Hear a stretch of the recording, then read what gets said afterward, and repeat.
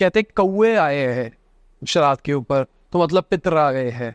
अभी आपने बोला था कि जो हमारे पंडित जी आ रहे हैं उन्हीं में ही हमारे पितर है, तो क्या कौवे पितर है या फिर पंडित जी पितर है? काक, कौवा। हमारे यहाँ पंचबलि दी जाती है। भोजन 5 तरीके का होता है। जब श्राद्ध होता है तो 5 भोजन होते हैं, जिसमें पहला भोजन अग्नि को दिया जाता है।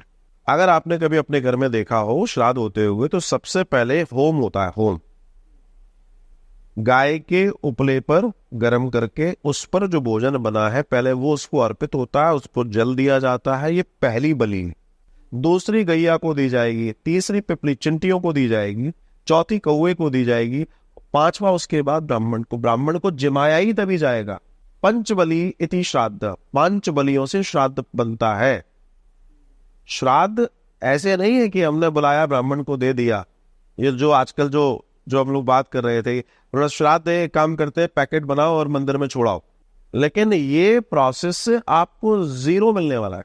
अगर आप उसको दान के रूप में भी कैलकुलेट करेंगे तो कम से कम उस दिन दान का कैलकुलेशन वो भी नहीं है, बिकॉज वो आपके श्राद्ध आपके पितरों से संबंधित मामला था, जिसको आपने सही से निभाया ही नहीं है। पहला जो भोजन है वो अग्नि को जाता है। आदि अनादि काल में ये भोजन जब देवता डायरेक्ट आते थे, कलयुग में तो नहीं आते, तो हुआ ये कि इतना भोजन आदि इत्यादि उनको मिलता था, चूंकि ये बहुत सेंसिटिव भोजन होता है, उससे उनको बीमारियां होने लगी।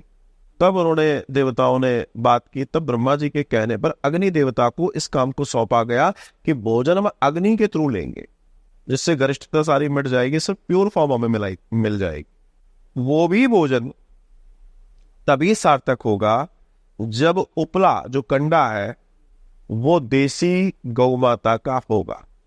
एक दूसरा, जो भोजन बन रहा है उसमें भी पंचगव्य का उपयोग होगा। ध्यान रखिए, यहां भी गड़बड़ हो रही है।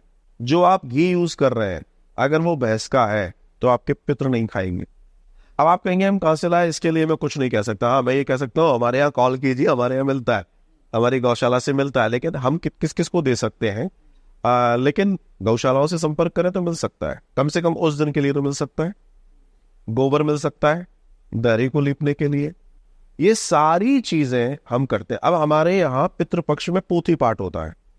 जो व्यक्ति गया जी नहीं आ सकते हैं या जिनको लगता है हमारा उतना सामर्थ्य नहीं है, तो उनके लिए एक ब्राह्मण देवता नियुक्त होते हैं और वो पूरे 7 दिन के अंदर श्रीमद् भागवत का मूल पाठ 18,000 श्लोक का करते हैं, जिसको करने से उसका संकल्प होता है बाकायदा टेलीफोन पे।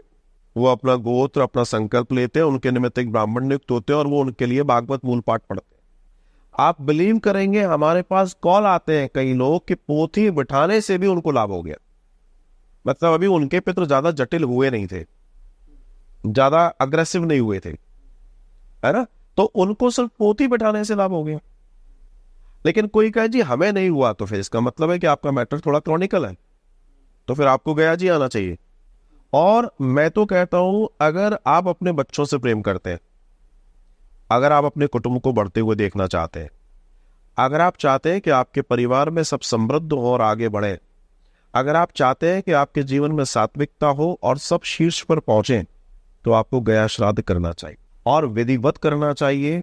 जिंदगी इतनी बड़ी है, अपने लिए, अपने परिवार के लिए, अपने कुटुंब के लिए अगर आप 16 दिन नहीं निकाल सकते, तो मेरा ऐसा मानना है इससे बड़ा कोई स्वार्थ नहीं हो सकता।